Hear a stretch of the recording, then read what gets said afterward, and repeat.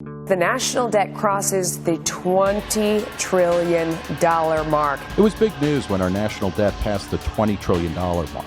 What's less understood is exactly why having such a massive debt is a bad thing.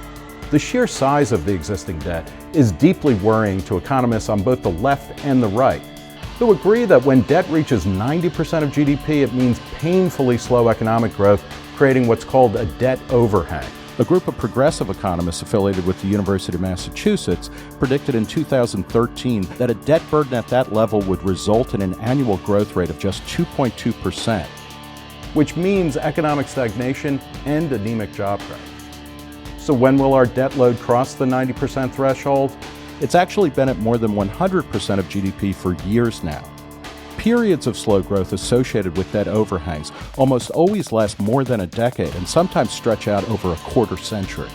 That means that in 25 years, the overall economy will be about 75% the size it would have been if the government had only gotten the debt in check.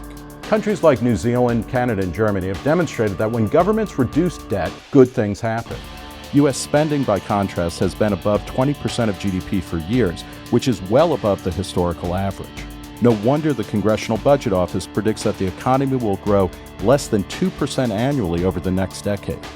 Compare that to growth rates of more than 3% for much of the post-World War II period. Barack Obama and George W. Bush were leaders who lacked the integrity to do what's best for the country by keeping spending and debt in line. President Donald Trump also shows no interest in explaining to the public how runaway debt chokes off the future. And that's a failure which we'll all be paying for a very long time to come. I am the king of debt. I do love debt.